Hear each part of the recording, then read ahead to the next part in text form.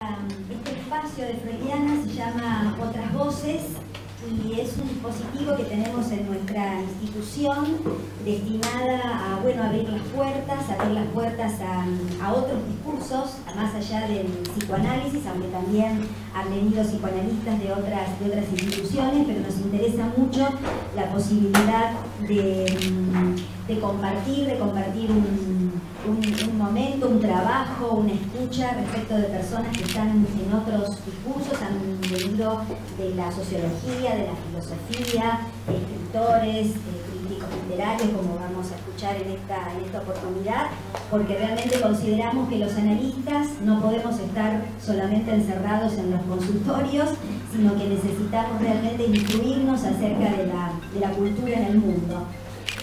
Justamente aprovecho para contarles que va a estar ya para salir una revista que va a ser nuestro primer número, que se llama ABC, la cultura del psicoanálisis, que ojalá que puedan leerla.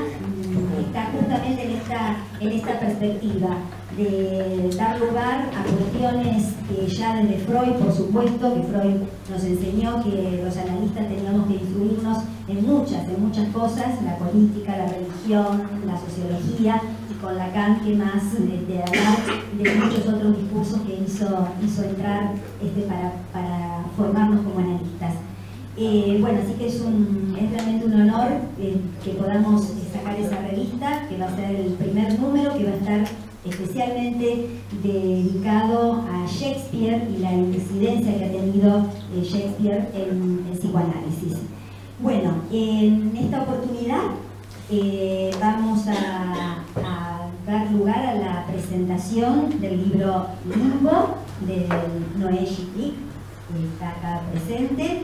Yo voy a dar una mínima presentación de cada uno de los que forman parte de esta mesa, muy conocidos por todos seguramente, y luego le voy a dar la palabra a Mario Ibarren, quien forma parte de las personas que llevan a cabo la editorial Final Abierto, que ha editado la reedición del libro en Argentina, El Limbo. Bueno, entonces van a hacer la presentación del mismo Roberto Ferro, escritor y crítico literario, doctor en letras por la Universidad de Buenos Aires y profesor e investigador de la Facultad de Filosofía y Letras, y ha escrito varios libros que todos me han dicho que lo vamos a hacer muy corto. Por supuesto que seguramente saben algunos de los libros que han escrito.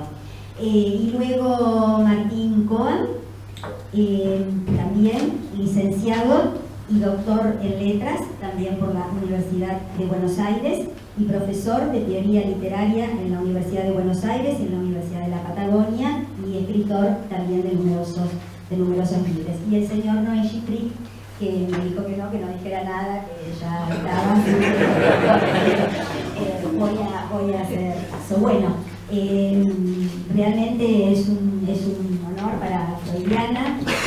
Hoy ha salido una entrevista muy interesante en Página 12 en relación a la presentación de este libro, y muchísimas cuestiones muy interesantes en esta entrevista. Yo no voy a decir muchas cosas porque quiero dar lugar a las personas que van a hablar, pero sí me interesaba respecto de algo que el señor Schiplik dice aquí, que le interesó justamente, que no es un libro del exilio, sino que es una experiencia de escritura, de narración, y que no es tan frecuente. Esta cuestión de la narración es muy importante para nosotros, por eso es que los analistas tenemos que instruirnos de otras cosas, porque realmente trabajamos con eso, con el lenguaje, con una narración que nos cuentan, que nos dicen, con un texto, y de allí la importancia que tiene para nosotros esta posibilidad. Bueno, nada más por ahora, si damos lugar al que vamos a escuchar, y le doy lugar entonces a Mario. Y también a Silvia Acoña, que muy amablemente nos ha recibido en muchas oportunidades. Creo que ya es la tercera o cuarta vez que venimos a presentar libros. Antes hicimos una presentación de un libro muy interesante que compiló Karina González, que está allá presente, sobre el peronismo y la cultura. Es un libro muy interesante. Y bueno, y nosotros estamos celebrando los 10 años y qué mejor premio que contar con la presencia de Noé, que yo sé que detesta los halagos y los adjetivos calificativos, pero bueno, hay que decir que es un crítico literario, un escritor de enorme trayectoria, influencia en América Latina, en México, en Argentina, ¿sí? Lo tengo que decir, perdón. Entonces, y qué mejor regalo, bueno, que también contar con la presencia de Martín Escobar, un reconocido escritor, y bueno, Roberto Ferro. Para nosotros en 10 años de trabajo hemos armado un catálogo a pulmón que les invito después que lo vean. Es muy interesante, donde cubrimos distintos aspectos como libros de ficción, la producción de vanguardia, donde rescatamos algunos escritores de los años 20, de los años 30, y también modernos. Hicimos una visión muy buena del regreso de Carlos Casey, un escritor cubano prácticamente ignorado, pero que es un cuentista excelente y muy agudo, que les recomiendo fervientemente que lean, que fue elogiado por Damián Tabarovsky en la última Feria de Editores, que es una reseña muy elogiosa del libro que a nosotros nos llenó particularmente de orgullo, porque es un libro muy bueno, así que se los recomiendo.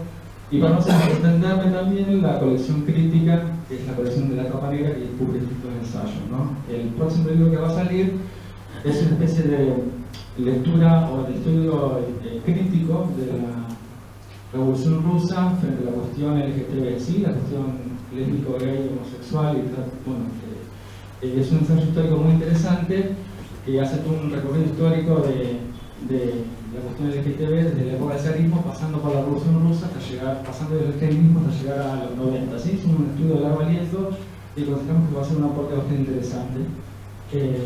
Eso va a seguir, creo, el año que viene. Y por último, con esto ya cierro y paso a la charla, destacar también el enorme esfuerzo que hemos hecho acá, gestionado por mi colega y amigo José Enrique, su idea de hacer un concurso literario que ha sido un enorme éxito.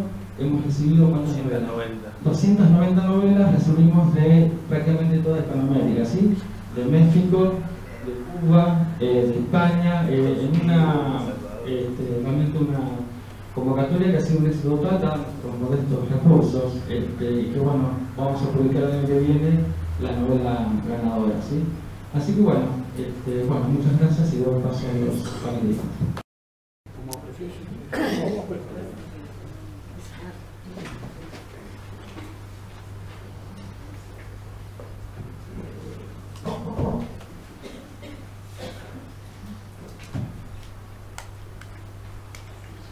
Bueno, las ceremonias siempre comienzan con los agradecimientos. En este caso, mi situación es muy particular. Es bastante perturbador tener que hablar de la lectura de una novela con quien me conoce como lector. Pero vamos a ver qué hacemos con eso. Yo quisiera comenzar con un pequeño desliz autobiográfico. Mi relación con Limbo ya tiene 26, 27 años. La primera edición, la edición de Era, me la dio quien era a principios de los 90 una suerte de ángel de la guarda laico que yo tenía, que se llamaba Ramón Plaza.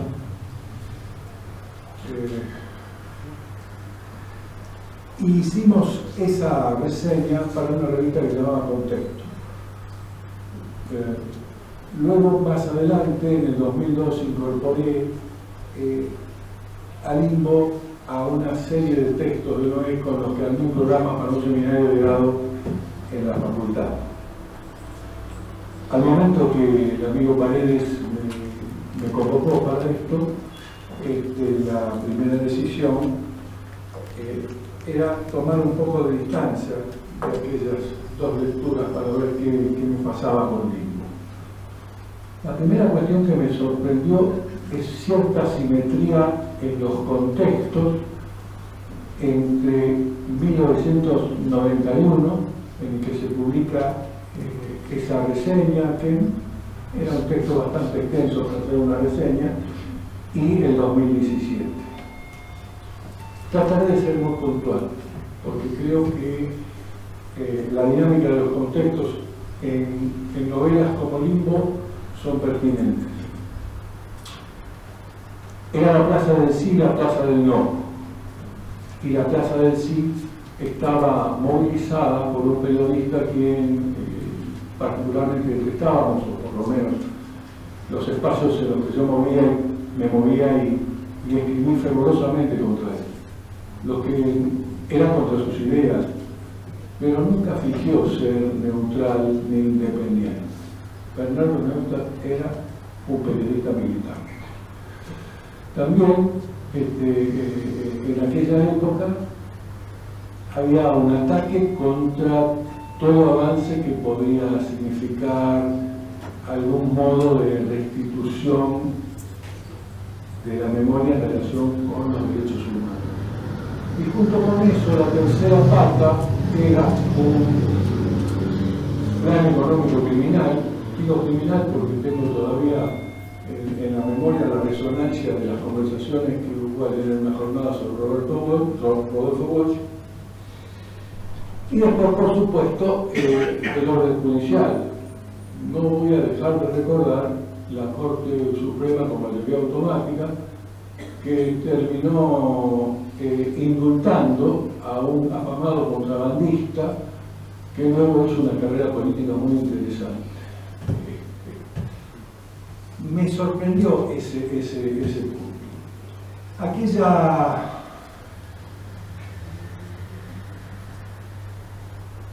reseña yo la había titulado Una tenue, apenas lábil cicatriz a la lectura. Después de haber escrito esto, que voy a tratar de leerles a ustedes,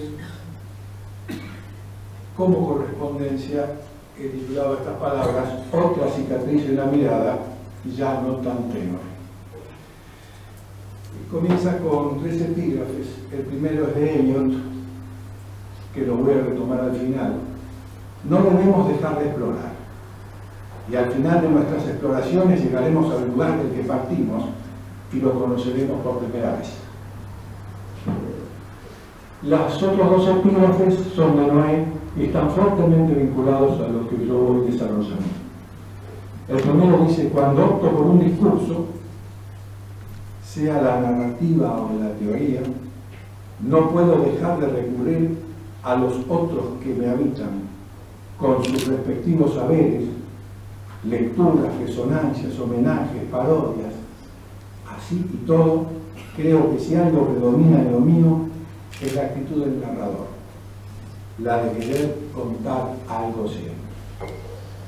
El segundo epígrafe dice: según entiendo yo, la literatura esta debería ser siempre un salto al vacío, un acto riesgoso. No se puede escribir un libro para repetir todos los precedentes. El desafío consiste en que cada frase, cada libro que uno escribe, sea algo nuevo. La novela Limbo fue publicada en su primera edición por Ediciones Era en México en 1989. No es un dato menor que esa fecha coincida con un periodo en el que Noé Strip está transitando el pasaje complejo, doloroso, enmarañado de su regreso a la Argentina tras un largo periodo de exilio en México que había comenzado a mediados de los 70.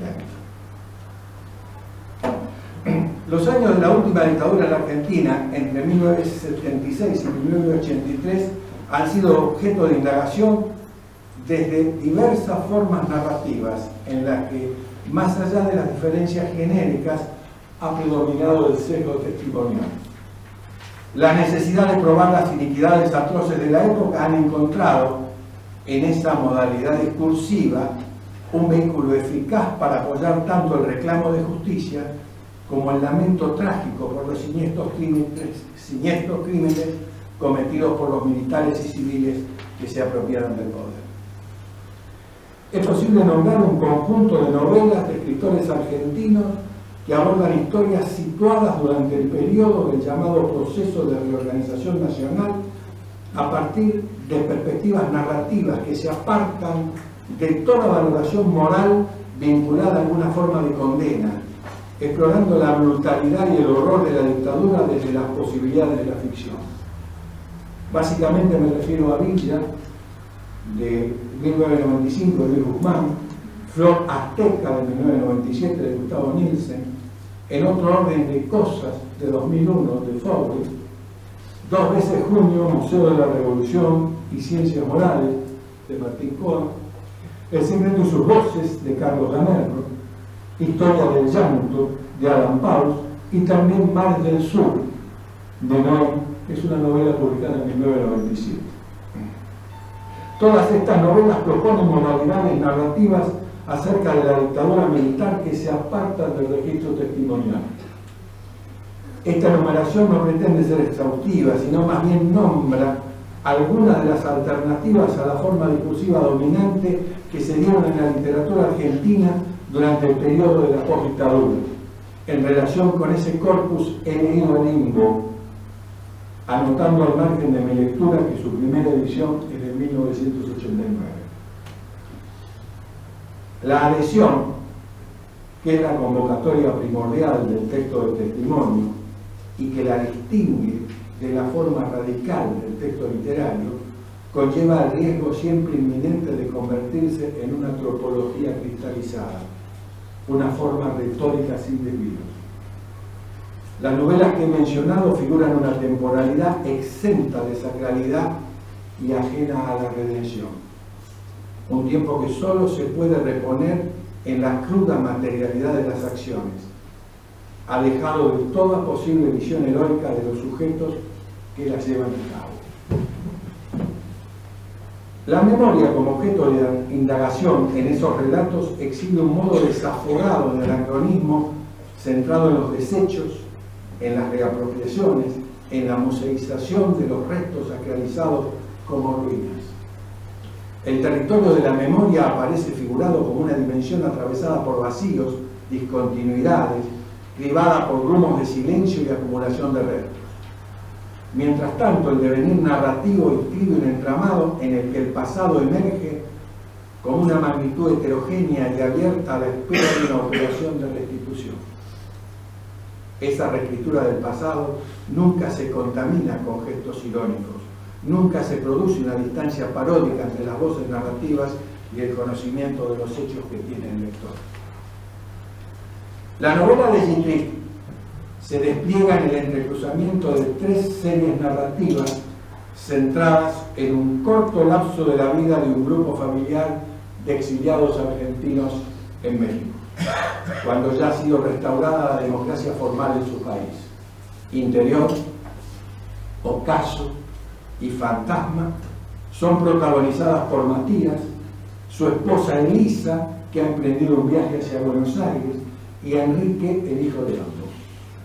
En esa urdimbre está enmarcada por 2 fragmentos que abren y cierran el relato bajo el mismo título: Lugar común. En el curso narrativo de las series emergen y reaparecen como incrustaciones algunos motivos. Un hombre con Piequino, un cura, varios libros, Pío X y su época, El extranjero, entre otros, manchas de sangre. También se reiteran con marcada insistencia algunas palabras y sintagmas como grave o gravedad, Dios mío, y muy particularmente inquietud, sobre la que voy a volver luego. Las novelas, además de las historias que despliegan, suelen dar a leer autorreferencias a la manera gestual del dedo índice que señala la máscara como prueba de identidad. Cito la novela. Ya ves, para algunos la obsesión es indispensable en un relato, pero no la entienden en la letra, en la palabra que no se agota al escribirse, que reaparece, resurge inagotablemente, sino en la patología. Un pintor que no da más deseos infundados, un amante que no le perdona el pasado a su amante, un maniático que no aguanta olores y mata. Yo me imagino un relato en el que todo eso tendría que inducir a ciertas resonancias, envasarse en repeticiones incontrolables que tratan de agotar lo que es lo que es en sí mismo inagotable. Fin de cita. No hay anuncio de un porvenir de la escritura más que en las marcas de esperabilidad, al menos bajo la forma de confabulación consigo misma. No hay ningún porvenir de la lectura sin un diferimiento de la memoria.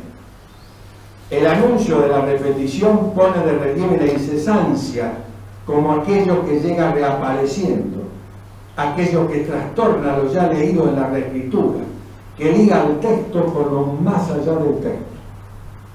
En la escritura del limbo, la incesancia se disemina en el espesor de la textualidad, fusionando el proceso de inscripción y su trascendencia como en un pasaje sucesivo y simultáneo, abriendo la deriva del sentido hacia una semiosis sin fin. Zittrich piensa la incesancia como un movimiento perpetuo en las escrituras que no constituyen nunca su punto final. Vuelvo a citar a Zittrich en un artículo publicado en la revista SIC en 1992, años luego de haber producido la novela. Esto me gustaría hacerlo corresponder por el epígrafe, ¿no? Esa cuestión de continuidad en su escritura, entre sus referencias teóricas y sus experimentos ficcionales. Dice Zittrich, pero las cosas no pueden quedar así, porque la repetición, reaparición significa, en primer lugar, significa porque desplaza el lugar del significado, y luego porque pone de relieve la dimensión de la incesancia, que no solo puede tener que ver, como parcialmente lo he señalado, con la configuración del texto, sino también con lo más allá del texto. En este término, incesancia, es en este texto, incesancia, el que me atrae en este momento y constituye el objeto principal de mi búsqueda, claro en ciertos procesos textuales, espesor de los textos y punto en el proceso y su trascendencia se fusionan, del modo en que se pueden encontrar el adentro y afuera de la semiosis.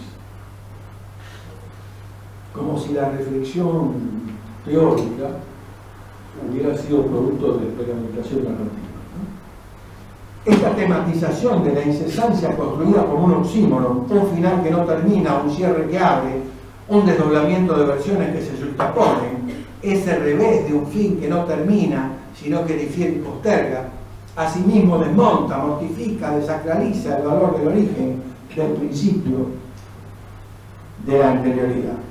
Puedo reescribir entonces el principio y el final de la novela en el lugar común son como falsos ciclos que no cierran, ruinas que viajan tanto hacia los puntos de fuga infinitos como a retornos interminables. Jean-Baptiste Bicot rechazó un concepto puramente racionalista de la historia como una marcha inexorable hacia el futuro. Concibió la historia, por el contrario, como un movimiento de ocurrencias y recurrencias, un ritmo cíclico que asciende en forma de espiral. Sus corsi y recorsi no son propiamente parte de un tiempo circular, ni de un eterno retorno, sino más bien el presente continuo del que habló Gertrude Stein, el presente propio de la literatura, la música, la pintura, inclusivo y fluido. En cada uno de nuestros actos presentes portamos todo lo que hemos hecho. Es una concepción expansiva. La historia es nuestra propia fabricación. El único modo de conocimiento es continuar haciéndola y recordándola. Las ocurrencias y recurrencias, corsi y recorsi, se pueden figurar en una espiral que va expandiendo en sus movimientos la incesancia de la escritura de Noé. Cada trazo de la espiral en sí misma aparece como una cinta de Moebius, en la que se pasa de la lectura a la escritura y de la reescritura a la relectura. El lugar común del principio no se repite en el lugar común del final. La reiteración perturba y desbarata el sentido cristalizado del sintagma. La incesancia no es producto de una acumulación de materiales que se van agregando, sino que la expansión significativa no aparece como la consecuencia del crecimiento cuantitativo del corpus, sino que cada fragmento reescribe los anteriores y le otorga otro espesor, otro volumen rizomático. La incesancia y la expansión significativa ponen en cuestión la noción de primera lectura. Por lo tanto, la lectura retrospectiva que realizo implica que en mi trabajo cada uno de los fragmentos se relaciona con otros, y si bien el modo en que dispongo mi argumentación es progresiva, mi lectura no lo es. Me refiero a las repeticiones que canalizan no solo el universo imaginario que alientan una escritura, sino también cierto modo obsesivo de darle forma. Desde luego, este modo de reconocimiento procede de una determinada lectura de las repeticiones. Incluso puede advertirlas donde no sean evidentes y aún convertirlas en procedimiento. De ahí esta posición diferida. Esta lectura toma la repetición como una hipótesis de incesancia y seguramente para darle relieve. Un segmento del discurso se presenta como anafórico cuando para darle una interpretación, aunque sea literal, es necesario remitirse a una anterioridad. La extensa bibliografía sobre el tema denomina interpretante o antecedente al segmento con el cual se enlaza el anafórico. La anáfora se sitúa en un espacio en el que se intersectan la sintaxis y la semántica. La anáfora se sitúa en un espacio en el que justamente se intersectan la sintaxis y la semántica. La función anafórica es relacional, transgresiva en relación con el fragmento interpretado. Connota, por lo tanto, discontinuidad, puesto que atraviesa y articula en la interpretación instancias ajenas a la escritura que comienza. Vincula lo escrito con lo que está más allá. He creído que la anáfora es uno de los rasgos distintivos del limbo, en una tentativa de acercamiento al sentido de las acciones narradas. En la novela se narra un modo de experimentar el devenir temporal de los personajes, figurándolo como una tensión entre un todavía no desde un ya no. En esa instancia que puede parecer un abismo, los personajes se ven a sí mismos como si fueran otros. El abrazo que los reúne en el último lugar común puede ser pensado como la exhibición de un saber que los ha atravesado. Han podido recruzar la muerte, han podido experimentar vivencias que los han llevado a asumir que la posibilidad de la imposibilidad es la marca indeleble de la existencia humana.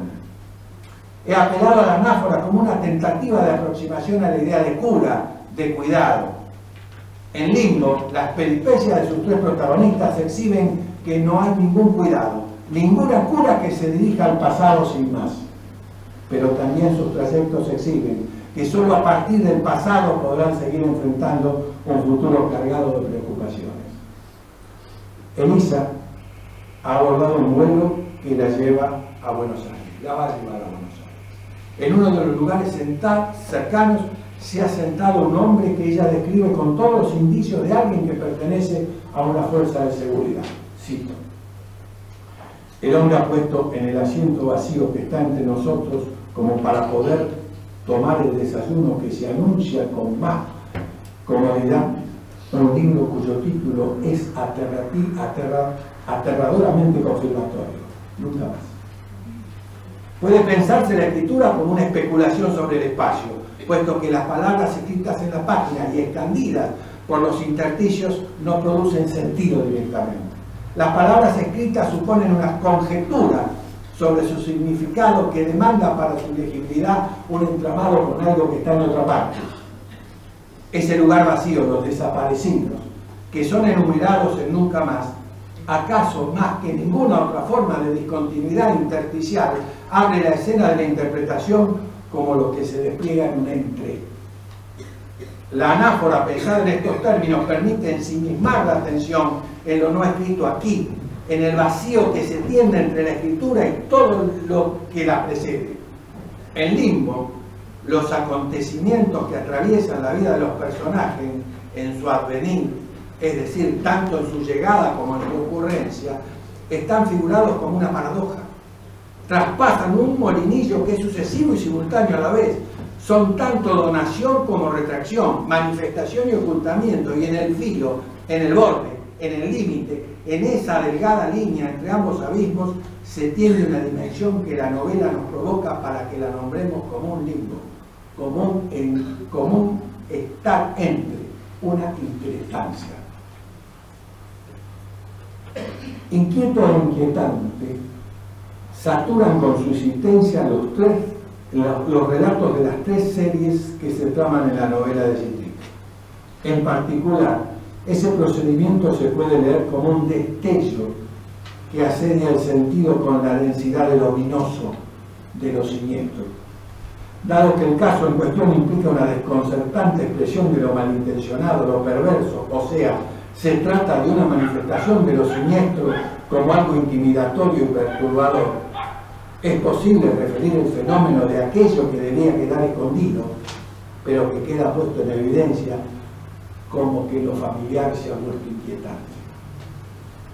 Las circunstancias en las que se desarrollan los sucesos vividos por los personajes de Limbo describen un mundo familiar en el que de pronto irrumpe lo ominoso, confrontándonos con la noción de que el mundo que conocemos alberga extraños e inquietantes resquicios.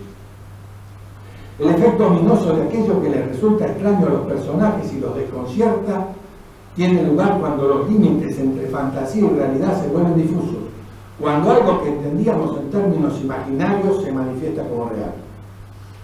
Lo siniestro, como acabo de señalar, nombra lo familiar, lo amable, lo íntimo interrumpido por la emergencia de lo ominoso, de lo extraño e inquietante. Pero lo siniestro tiene también otro sentido que va más allá de lo íntimo. Se trata de una acepción adicional del término, una que involucra lo secreto, lo oculto, lo impenetrable. Limbo alude a esa instancia haciéndolo parte de una constelación atravesada por un entredicho, una interestancia entre límites, de límites, sueño, realidad, vida, muerte, escritura, lectura, interior, exterior. El límite, el borde, el margen, el linde, el corte en el que se sitúa la interestancia de la interpretación es a la vez la huella de la identidad y de la diferencia de los territorios que separan. Por eso, de algún modo, la especulación sobre ese lugar vacante puede tematizarse como una reflexión sobre el fondo blanco de la escritura. Reflexión que toma la figuración de esa suspensión como el campo de posibilidades para dilucidar los modos de emergencia en la escritura que leemos de las textualidades ausentes y correlativamente la ausencia ominosa de la desaparición forzada. Leo el texto, como dije antes, con la dinámica de los contextos. En Limbo, el entramado de las narraciones despliega registro de sensaciones, de experiencias y pensamientos que dan a leer el existir de los personajes no como los avatares de sujetos o en todo caso de fragmentos de sus vidas, sino como una sucesión singular de advenimientos. Advenir, Heidegger, ¿por qué no nombrar las referencias? Como una sucesión singular de serie de advenimientos y de partidas, cada una de las cuales abre de cierta manera infinita, dicho como aquello que no vuelve a sí mismo, sino justamente al infinito. Cuando digo infinito también digo incalculable. A manera de una presuposición, los personajes de esta novela aparecen figurados narrativamente como la incalculable identidad de una precedencia que se transpone en la incalculable identidad de una sucesión. Esos personajes, al momento de ser narrados, ya han advenido, y en el curso del relato estarán siempre por advenir. Pero ¿cómo? ¿En qué? ¿Dónde reside el presente? A esa suma de interpelaciones trata de entregarse el Limbo a la oralidad, a la voracidad de nuestra mirada. En el comienzo del párrafo final, la voz narradora dice: en el interior los tres se miran, como si se reconocieran. Por un oscuro deseo de remate artístico, voy a cerrar estas palabras con el mismo epígrafe de Eliot con el que comencé. No debemos dejar de explorar, y al final de nuestras exploraciones llegaremos al lugar del que partimos y lo conoceremos por primera vez. Nada más. Cuando esta novela se publicó en 1989, el Limbo todavía existía. Pero ahora, pasados casi 30 años, resulta que no existe más. El Papa, Piénseno, lo abolió, lo suprimió, declaró su nulidad, sentenció esa inexistencia. No entendí si retroactivamente, en un desde antes o en un desde siempre, o si prospectivamente, es decir, de ahí en más. Puede decirse entonces que el estatuto referencial de Limbo, la novela, se ha modificado y de una forma ciertamente inédita, porque ocurrió en el reino de Dios, donde es infrecuente que algo cambie y no en el de los hombres. Lo que era correlación, remisión, metáfora eventual, término de referencia, ha cobrado ahora un sentido más inmanente, se ha vuelto más propiamente literario. Y así gana en intensidad, se torna más patente y más firme ese movimiento tan propio de la escritura de Noé Cittric, ese que, sin dejar de conectarse con cierta exterioridad, la de la historia, la de la realidad, la del mundo, procura, antes que nada, que la escritura y el lenguaje se perciban como tales, nos convoquen por sí mismos. El limbo, ni infierno ni paraíso, un entre, preciso a la vez que difuso, que se postula justamente entre los dos. El limbo de limbo. El paraíso, si es que existió, ya está perdido. Quien regrese y vaya en su busca, Elisa emprende un viaje de esa índole en la novela, un viaje de regreso y de búsqueda, no dará más que con sus ruinas. El infierno, que por cierto existió, es ahora una narración, un relato espeluznante, un monologar de verdugo. Un limbo, entonces, el limbo. Diría que estoy en el limbo, escribe Elisa, desalojada del infierno de la memoria, sin alcanzar a ver el paraíso, la tranquilidad de una recomposición. Y más adelante, en ese tiempo suspendido, ni seráfico paraíso, ni infierno aterrador. Tiempo suspendido, un tiempo suspendido. El de un largo viaje en avión, que es tiempo suspendido en sentido literal. El de la espera de un hombre solo, hasta tanto su mujer regrese. El del país que se ha dejado, del que se sabrá solamente después. El tiempo del propio exilio, que transcurre pero a la vez se estanca, que avanza pero como en detención. Limbo expone todas esas marcas, las marcas del exilio, porque Cittric escribe maletas y no valijas, cajuela y no baúl, mantequilla y no manteca. Su personaje dice tienes y no tenés, dice bueno cuando atiende el teléfono. Las marcas de la vuelta, incierta por definición. Nunca se sabe si habrá un retorno. Ese tiempo suspendido, ese limbo que compone Limbo, constituye también su poética, que no es la de la narración sin más, sino una deriva blanchotiana desde la narración hacia la significación. Lo suspendido, antes que lo quieto, es tanto más significante que narrable, o es narrable en su significación. Cito: seguramente esos poco y escasamente narrables episodios son fantasmas engendrados por la soledad, su propia creación. Lo que no sabe es que por eso mismo significan. No es que haya narración y luego deba verse qué significa. Es que hay significación Y eso es lo que escasamente luego puede narrarse. Hay en la literatura de Noé Cittric, en toda su literatura, en sus narraciones, en sus poemas, en sus ensayos, en sus textos críticos, dos palabras, dos nociones insistentes, decisivas. Una es la de resonancia, que remite a un pasado algo próximo, que no está, pero resuena.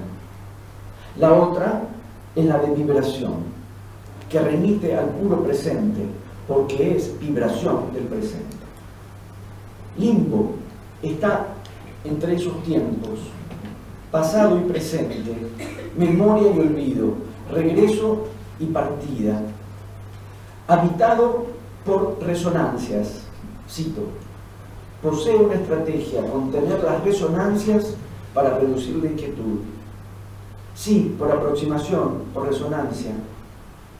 La resonancia de las cosas, la palabra reverberación, en lugar de inducir a las resonancias, las declara. Yo me imagino un relato en el que todo eso tendría mucha menos resonancia que inducir, mucha menos importancia que inducir ciertas resonancias. Y en estado de vibración, cito, la inmóvil vibración de la nave, las vibraciones del avión, la atmósfera del interior del departamento es vibrátil, el lo vibra ante sus ojos como un obstáculo, ve una foto que empieza a vibrar ante sus ojos. ¿Y qué es una resonancia? Sino una perduración presente de lo ausente. ¿Y qué es una vibración? Sino el movimiento de lo que de por sí no deja de estar quieto. Cittric se vale de esas coordenadas para construir el universo del limbo, la presencia de lo ausente, la inquietud en la quietud. El país dejado desde el exilio, el regreso al país dejado, el cuerpo quieto en el automóvil que va en camino del aeropuerto, el cuerpo quieto en el avión que surca el cielo para volver por fin. Y en contrapunto, en suave contrapunto, las andaduras, el caminar. Así se dispone la economía de desplazamientos en limbo, entre los cuerpos quietos que viajan, por una parte, con destinos bien definidos, y por otra, las caminatas en sosiego, por paseo o distracción, porque sí. En la prosa de Noé Cittric, aún en la narrativa, prevalece un reflexionar que algo tiene de esas andaduras. Un poco como cuando en limbo se dice: obsesiones, pensamientos lancinantes pero fugaces puntúan la caminata.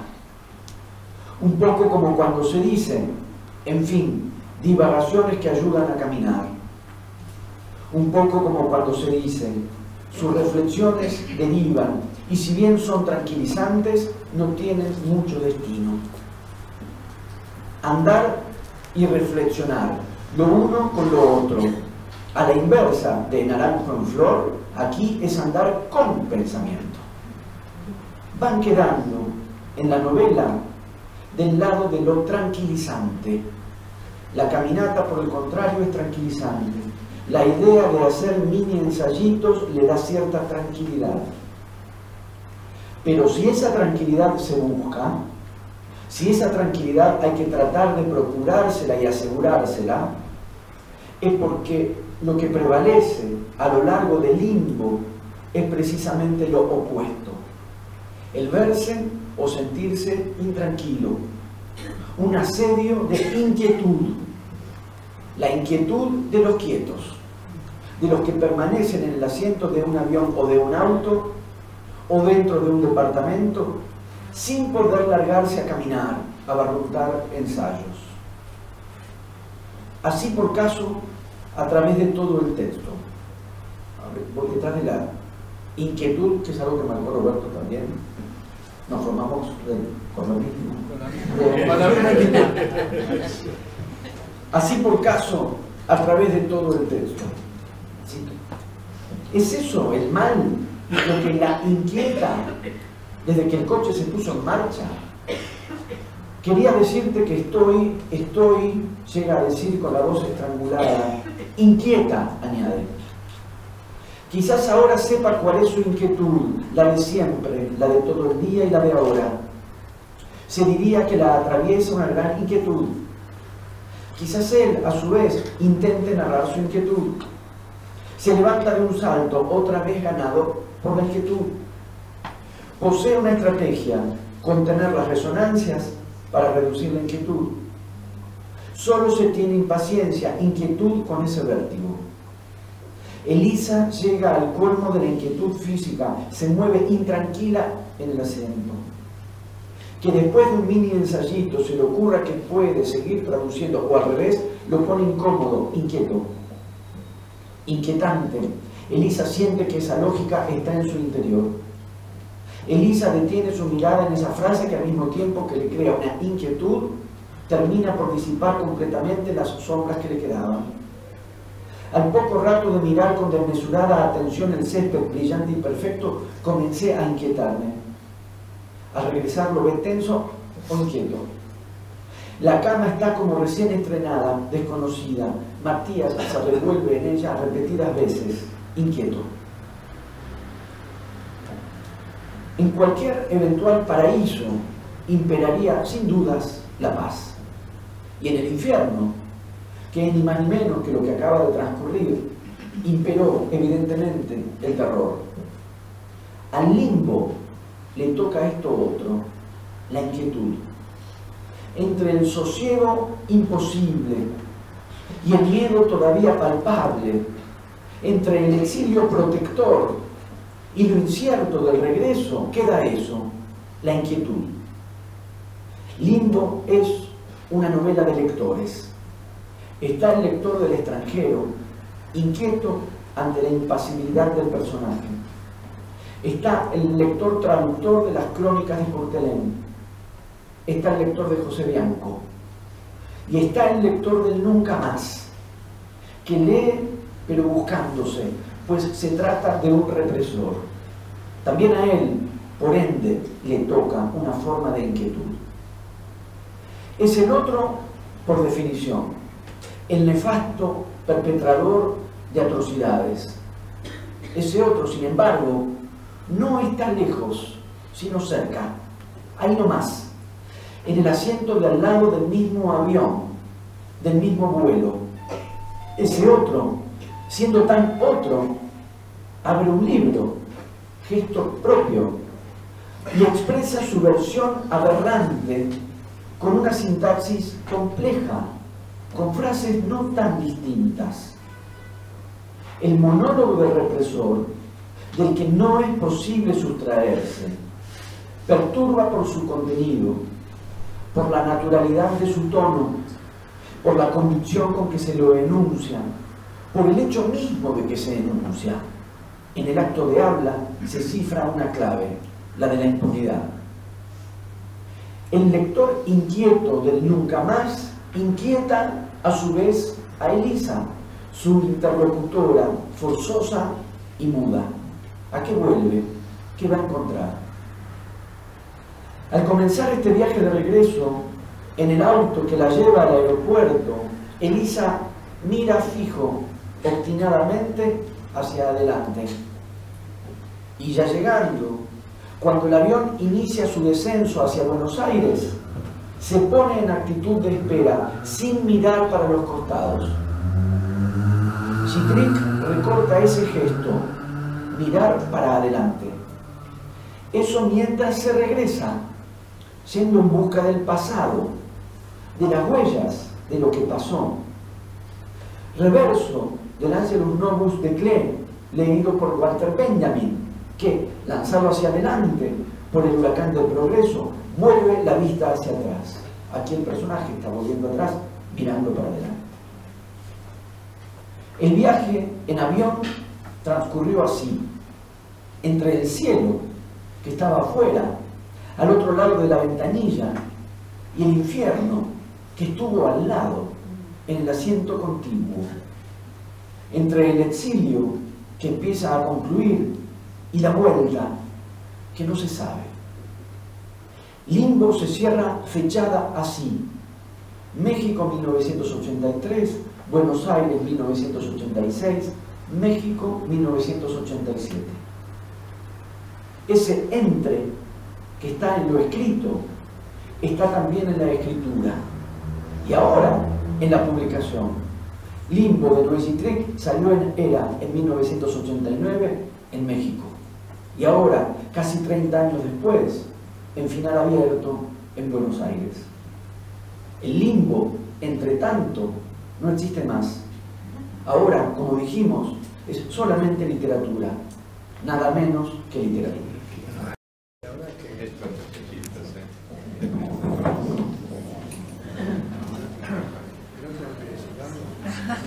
¿Qué puedo decir después de esto?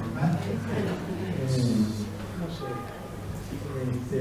Bueno, estar con gente tan inteligente a uno lo traba, paraliza.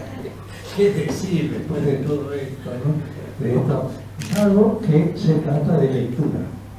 Y que la lectura no es un hecho mecánico ni trivial, sino que es una construcción que todos hacemos o deberíamos hacer frente a cualquier texto con el que nos encontramos. Y de pronto aparecen lecturas completas, verdaderas, lecturas que penetran. Y hablando de penetrar, mientras hablaban, yo también evocaba algunas cosas. Digamos, el asunto del exilio. Yo nunca lo dramaticé, ni cuando estaba en el exilio, pero la manera más corriente es tematizar el exilio. Por tematizar quiero decir cómo se vive, cómo se siente, qué se pierde, cómo se enumera todo lo que se perdió, cómo se concibe lo que todavía no llegó. Y yo siempre pensé en otra dimensión, pensé en cómo el exilio penetra en las conciencias de los que lo viven, ¿no? Es perturbador eso, es decir, tan perturbador como una reflexión que había hecho un filósofo español que estaba en México, que decía: el exilio nunca termina. Yo creo que, parafraseando un poco, recordando un poco a Kafka, que también pensaba en esos términos, que es el exilio en el caso del escritor, es el estar afuera y tratar de, señalaba Roberto muy bien, en un movimiento incesante tratar de llegar. Pero eso es lo que fue la atmósfera, digamos, ese adentro, esa internalización, o como se diría, del exilio, es lo que me suscitó en un momento determinado. Me suscitó, ¿saben?, evitando el aspecto cuantitativo, enumerativo, que llevaba también a lo plañidero, a lo evocativo, esas cosas que son siempre propias de la lejanía. Cuando se está lejos, señora, eso es obvio. Y entonces hay poetas del siglo XVII, XVIII, que hablan de esa lejanía y lo que ayudaba. Yo quería evitar eso. Yo quería capturar un poco cómo se internaliza. Ahí me ayudó para eso una frase que no se me borra nunca, que pronunció un poeta alemán en 1836, ¿no? Era von Brentano, que dijo: Dios está en el detalle. Dios está en el detalle. Les pido que piensen en eso en términos de literatura, en términos de la vida en general, ¿no? ¿Qué son los detalles? Los detalles son, digamos, si uno se fija en el detalle es interminable, es infinito, ¿no? El detalle, así, trivialmente puede ser eliminado, dejado de lado, pero si uno pone atención en el detalle es una planta, es una flor, es algo que genera, ¿no? que digamos, permite un descubrimiento, una cosa así. No sé, yo no me gusta explicar o decir lo que pienso sobre lo que yo mismo hago. Ya ellos dijeron algo bastante consistente sobre lo que yo no lo puedo decir, ¿no? Solo puedo decir también otra cosa de un carácter un poco más trivial, si se quiere, ¿no? Esta novela fue publicada en México en 1989. En mi vida literaria en México sí yo había tenido la suerte de publicar en algunas editoriales importantes, en el Fondo de Cultura y luego en ERA. La editora de ERA era una española y por lo tanto exiliada también, o hija de exiliados, una excelente editorial. Y yo pensé que ella podía comprender esta dimensión. Y ella la admitió a regañadientes, porque yo estaba en la otra corriente respecto del estudio, en la enumeración, en la denuncia, en la declaración, etc. No creo que haya comprendido todo. Por esa razón se produjo un fenómeno que algunos que están acá lo comprenden muy bien. Si el editor no pone fervor en el libro que publica, el libro fracasa. Es una condición. No me pidas eso, me dijo un gran editor mexicano, se me va el número, pero ya no voy a acordar. No me pidas eso, me dijo cuando le dije, pero si no pones un poco de entusiasmo, ¿para qué me lo estás publicando? ¿No? Estás alternando. La editora de ERA, cuando al cabo de un año o 2 años el libro no sabía, había sido un bestseller, simplemente y sin decir una palabra, regaló todo el sobrante. De manera que incluso yo me quedé sin ejemplares porque ya no había más. Ese fue el destino de la edición mexicana. Y ahora, casi 30 años después, regresa acá. Qué curioso es ese destino de ciertos libros, ¿no? Ahí me siento muy, digamos, impresionado por eso, ¿no? Casi antes, sin esperanza de que eso sucediera. Yo publiqué muchos libros, algunos regresan. ¿Cómo regresan? Regresan cuando de repente alguien ocasionalmente me trae, sobre todo en el interior, para que le firme un libro publicado en el año 60. Y digo, qué cosa curiosa que todavía eso, porque yo ya lo he olvidado. Yo había olvidado también el libro. Y aparecieron los ángeles, no de Charlie, sino míos, está acá, y que dijo ellos dos, que están acá sentaditos muy serios adelante, ¿no? Que dijeron, hay que, escéptico, finalmente lo lograron. Y ahí está el otro ángel callado que lo hizo, también lo hizo publicar. Y entonces al publicarlo, pareciera que tiene alguna resonancia este libro, para usar la palabra que detectó muy agudamente Martín, una resonancia. ¿Qué quiere decir tener una resonancia? Que está diciendo algo. ¿Algo en relación con qué? Y algo en relación con, digamos, ese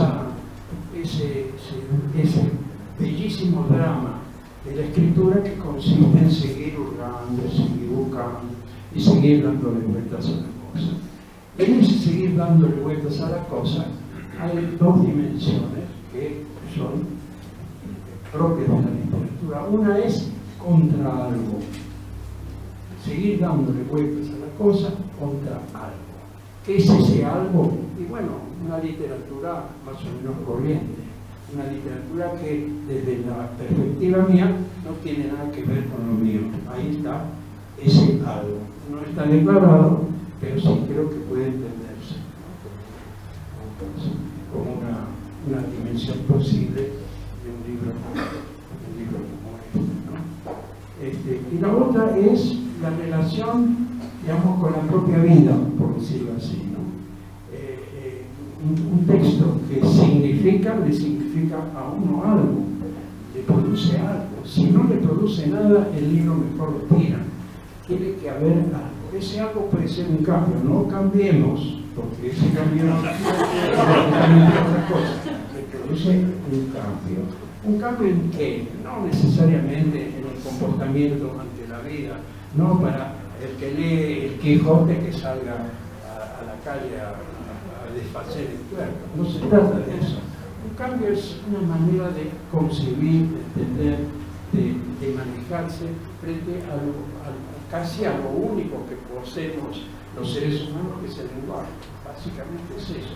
Pareciera que es algo externo, que hay hechos, y que los hechos son, como decía Borges en algún poema, de fierro. Usaba fierro y no hierro.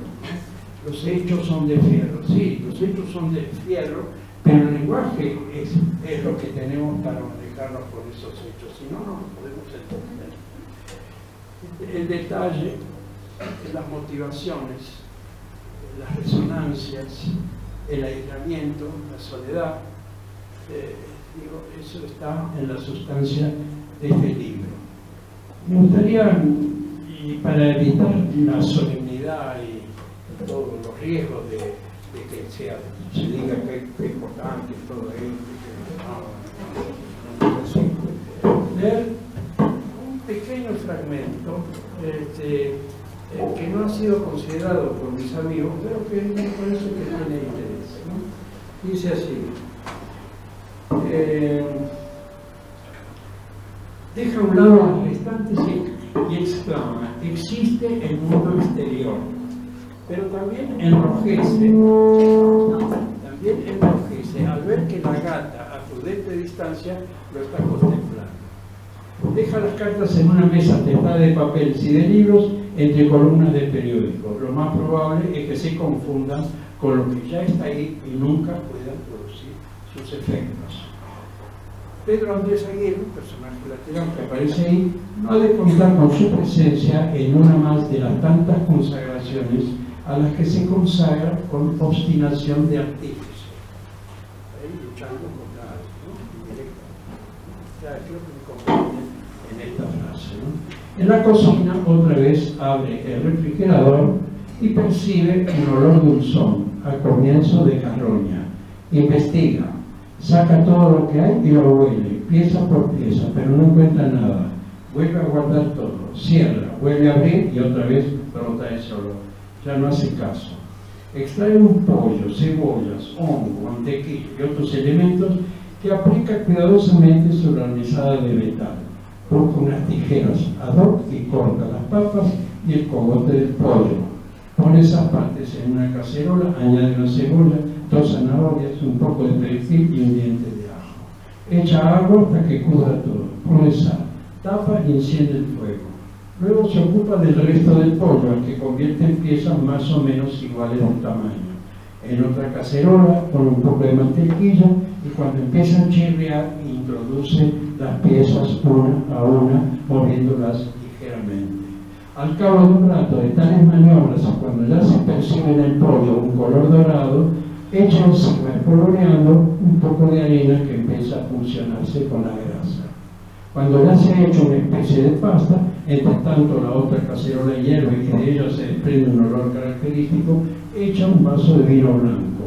Una botella estaba semi-llena también en el refrigerador, que disminuye la temperatura con un chirrido, como creciendo violencia, y por fin completa el nivel del líquido mediante un poco de caldo que está en la otra cacerola.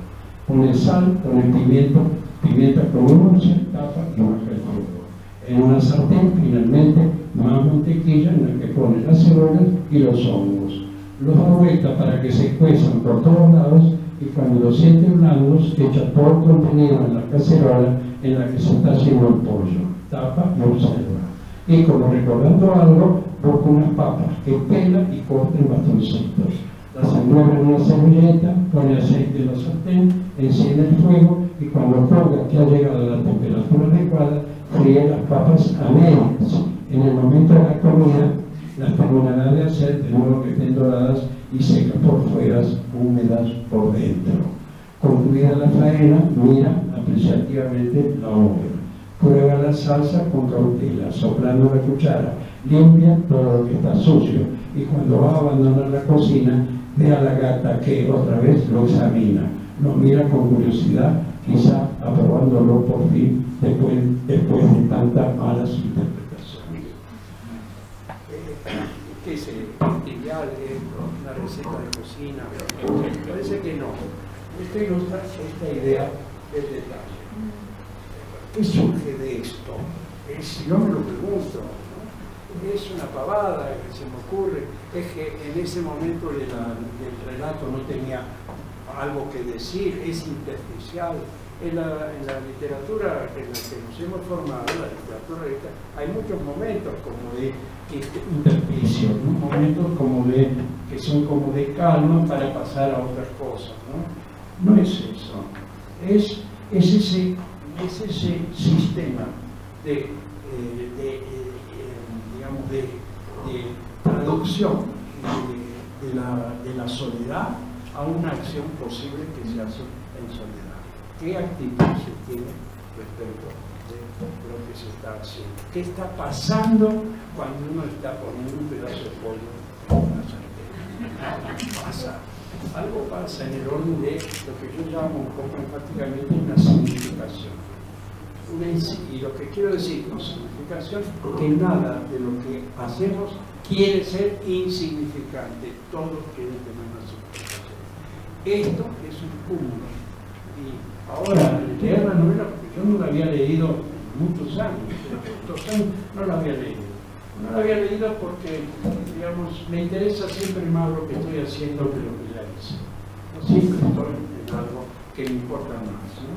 A lo mejor es una ingratitud axiológica, es decir, respecto de lo que ya hice. A lo mejor no respondo bien cuando me preguntan qué es lo más importante o lo que más le importa de lo que hice, no lo sé, pero siempre lo dejo de lado, lo dejé de lado, ahora lo han hecho resurgir, es una resurrección. Y parece ser, siguiendo, obedeciendo a lo que Roberto dijo recién, que también tendría que ver con esto que está ocurriendo de una manera muy misteriosa. No se puede pensar que lo que está ocurriendo tenga siempre una respuesta estridente y nítida. Las respuestas pueden ser indirectas, pueden filtrarse. En fin, qué sé yo, no sé cómo seguir, no debo seguir, les agradezco muchísimo y realmente me siento muy feliz por haber escuchado estos realmente extraordinarios trabajos. Son grandiosos, dale. Por favor, si alguien dice, a mí no me gustó la novela, ya no me habrá que decir, ¿no? Es probable, me encuentro el otro día en el pleno coloquio de Walsh con una persona que está muy interesada por el asunto, yo menciono que se está haciendo en Walsh y me declara, a mí no me gusta. Y a mí me gusta comer pizza, qué sé yo. ¿Qué es eso de a mí no me gusta? Un texto en cierto nivel de elaboración y de pensamiento.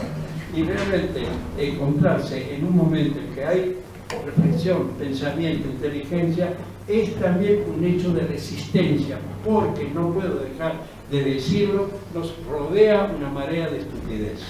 Una marea de estupidez.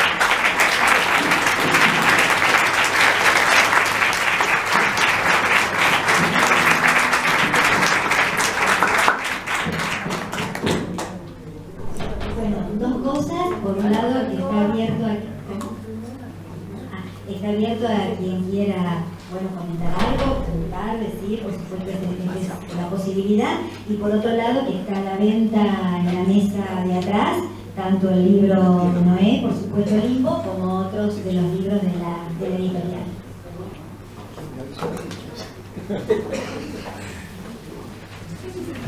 Sí, qué bárbaro.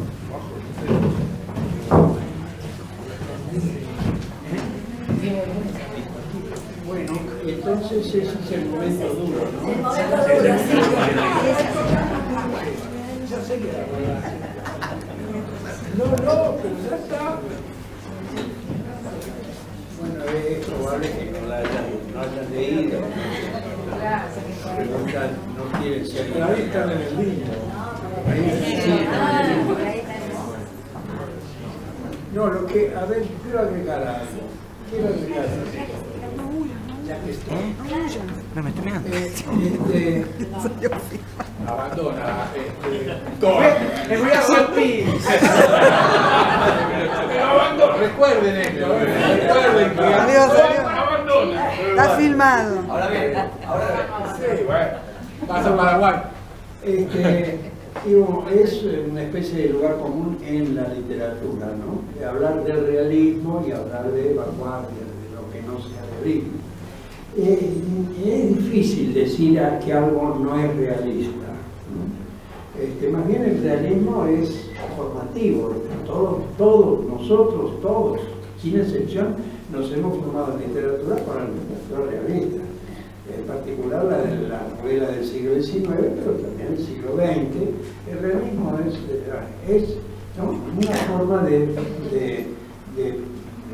pensamiento, una poética, etc. Pero también hay expresiones que intentan no ser realistas. Yo diría que lo que a mí me está pareciendo es que esa diferencia se establece en la función del narrador. El narrador que pretende estar completamente fuera de lo que está narrando es realista. El narrador que de pronto se introduce y que reactúa con lo que está ocurriendo no es realista. Pero es la verdad. Es lo que decía, esta es la lección de Macedonio Fernández, decía: yo no quiero imitación de lo real, yo quiero realidad. Decía, no imitación de lo real. El realismo es imitación de lo real. Yo lo que quiero es realidad. Y en realidad es que ese que cuenta, el narrador, forma parte de la historia. La historia sale de él, está introducido en la historia. ¿Cómo darle forma a eso? Ahí está una tentativa que no parecería vanguardista en el sentido de las novelas de los textos de vanguardia, que son de rupturas a veces ininteligibles o difíciles de comprender. No, es perfectamente inteligible, pero reside la diferencia en la función del narrador, y para muchos es muy desconcertante. Y cuando en algún momento una cierta crítica literaria en los años 30, 40, 50 objetaba novelas, porque decía que era inverosímil que el narrador dijera tal o cual cosa de lo que le pasaba a un personaje. El narrador decía, no, él piensa en tal cosa, pero es así, forma parte, es una masa, el narrador y la narración, no es otra cosa. Y eso es, no es realismo, pero es al mismo tiempo la verdad de la literatura. Ese punto quería transmitirles. No puedo con el genio, y entonces quiero decir una cosa como un pastor protestante.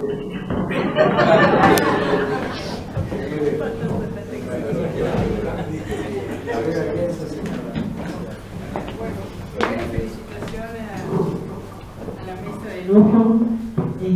Lamento profundamente haber venido a esta misa sin haber leído la novela. Entonces, pero... Podrá no hacerlo de ahora en el futuro. Pero le hubiera sacado muchísimo más partido. Me voy a permitir la autorreferencia. Yo estuve exiliada en Venezuela, entonces el tema del exilio es un tema recurrente en mí. Y reflexionaba mientras los escuchabas que esto de la reedición de los 30 años que pasaron, de las similitudes en los contextos que hizo el primer expositor, pensaba si las narraciones sobre el exilio, aún las testimoniales, ¿qué piensan ustedes? Si todavía esa narración no va a surgir en este momento donde hemos podido, bueno, estamos en regresión, ¿no? Hemos podido reflexionar sobre ese tema, menos de lo que se ha reflexionado sobre las atrocidades de la dictadura. Yo creo que el tema del exilio es todavía un tema que se debe una discusión a la sociedad argentina. Y en ese sentido les preguntaba eso, cómo ven lo testimonial sobre este tema, digamos. Hay un interés muy personal porque estoy tratando de escribir sobre el exilio, pero me cuesta no hacerlo sino desde lo testimonial, ¿no? Problema mío. Si pensamos el exilio en relación con Argentina, deberíamos ir, imagínate hasta dónde, ¿no es cierto? Porque, digamos, la relación entre política y exilio en Argentina es inconstitutiva. La cuestión es imaginar que todos los discursos y las formas discursivas valen. El testimonio es una de ellas. ¿Acaso, desde mi perspectiva, el testimonio tiene una dimensión de valor, pero también tiene un riesgo, que es la cristalización? Voy a darte, si vos me lo aceptás, una nota. Nosotros estuvimos 2 días tratando de asediar la obra de Rodolfo Ross. ¿Por qué permanece la obra de Rodolfo Ross? Porque lo que pueda tener denuncia, lo que pueda tener de testimonio, está atravesado por otras cuestiones. Entonces sí, yo me parece que todo discurso vale y hay que plantear. Ahora la forma del testimonio es una más, pero en exilio nos debemos una discusión. Seguramente ahí está Mármol y Echeverría reclamándonos que discutamos eso. Claro que sí. Sí, digo, es cierto, ¿no? Es importante que el testimonio surja, ¿no? Que haya, que no, pero es otro tipo de discurso, ¿no? Estamos particularizando y queremos entender qué pasa en este campo, ¿no? Y ya podría hacer una referencia casi histórica. Yo podría decir que por lo menos en América Latina, lo que podemos considerar la literatura latinoamericana, la que fundadora, está hecha desde los exilios. Sarmiento, José Hernández y luego el mensaje Rubén Darío. Rubén Darío es exiliado permanente. Ese viaje de esos exilios es fundador, pero fundador de algo que, digamos, es constituyente de una cultura, no es cualquier cosa. Claro que es más dramático individualmente el sujeto exiliado que no logra vivir fuera del país, que no solo que extraña, sino que padece, claro que sí. Pensemos, por ejemplo, en la perplejidad de los exiliados argentinos de la dictadura en Suecia. Cosa terrible, caer en ese universo verbal y de costumbre es una cosa tremenda, pero no podemos solamente considerar eso de manera testimonial, porque es obvio que eso es tremendo, no cabe ninguna duda, ¿no? Pero estamos hablando de este otro fenómeno, de estos fenómenos que sean, digamos, que son productores y productores en el orden de la cultura. Estos nombres que yo podría decir muchos más, podría decir muchos más decisivos. Podría decir que, por ejemplo, Macedonio Fernández es un exiliado. Macedonio es un exiliado, pero no del país, es un exiliado de la cultura de su momento. No, pensemos en alguien que ya podemos considerar un escritor argentino, que es Gombrowicz. Toda la obra de Gombrowicz es de exilio. Y es una obra fundante también. Joyce salió de Irlanda, Beckett salió de Irlanda, fueron al exilio. El exilio, entonces, en la literatura, no por voluntad propia, a lo mejor sin haber estado exiliados habrían producido la misma cosa, pero en el exilio produjeron eso. Y si no se lo admiten, una cadena de significaciones desaparece, ¿no? De manera que digamos, en nuestro lenguaje, que puede ser muy limitado, es lo que nos importa también. Y eso también nos permite a los que efectivamente estuvimos en el exilio no haber sido hundidos por el exilio. Es lo que nos permitió sobrevivir, y sobrevivir bien, porque no cerró las puertas a la curiosidad, al interés, a la pasión, a todo eso.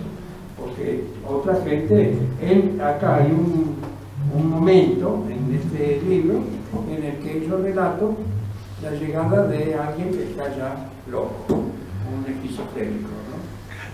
Un paranoico, está perseguido. Ese es uno.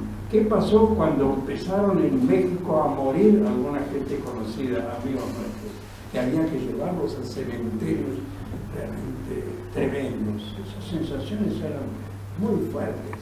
Pero para no ser tragado por eso, ¿cuál era la terapéutica, la terapia? Era pensar en estos términos.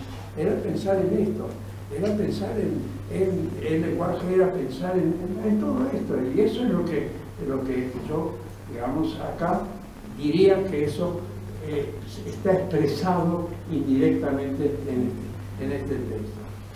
Pero luego, bueno, narcisísticamente yo puedo decir que todo lo que escribí después más o menos tiene el mismo carácter. No estoy cómodo en ninguna parte. Y en este momento yo estoy menos cómodo que nunca en este país. Y creo que compartimos juntos esta sensación, esta cosa, ¿no?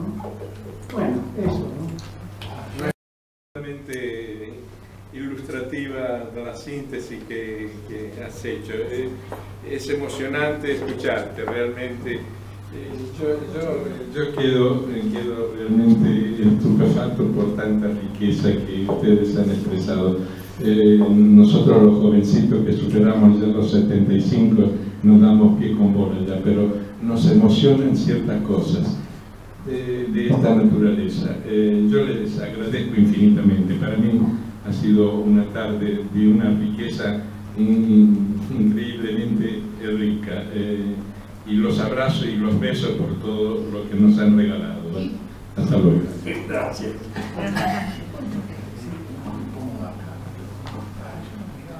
No estoy cómodo con nosotros. No estoy cómodo.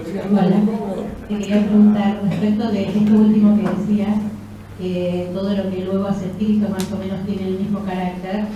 Leí por ahí en algo que vos decías acerca de un concepto que me interesó respecto de la reiteración y algo de la falta en un texto, ¿no? Como el motor de la escritura, algo que no se termina de saciar, ¿no? Me interesaba si podés desarrollar esto. Bueno, acá hay varias caras que reconozco que saben de esto mucho más que yo, de la falta. La falta es un concepto básico de psicoanálisis, ¿no? Y bueno, yo en eso toco de oídas, es decir, en el sentido simplemente de la ocurrencia literaria o el sentido que pueda tener lo que estoy haciendo, ¿no? Pero me parece que es eso, porque eso parte incluso de lo que es el lenguaje mismo. Estas relaciones que inquietaron la lingüística en un primer momento y la fundaron, ¿no? Relación significante-significado, en términos muy clásicos, ¿no? Pareciera que significante y significado se unen bien, coherentemente en eso que se llama un signo. Y luego está el problema de lo que refiere, es decir, la referencia de ese signo. La referencia es inalcanzable. La palabra nunca alcanza al objeto que designa. Eso es, yo digo vaso, pero es una convención. No sé si estoy acercándome al objeto vaso. El lenguaje tiene eso. Esa aproximación es el fundamento de la poesía. La poesía es el momento de trabajo con el lenguaje en el que esa falta del lenguaje, esa carencia del lenguaje, es iluminadora, resplandece, ¿no? Refiero a la gran poesía, al acierto poético, ¿no? Que podemos reconocer y apreciar, ¿no?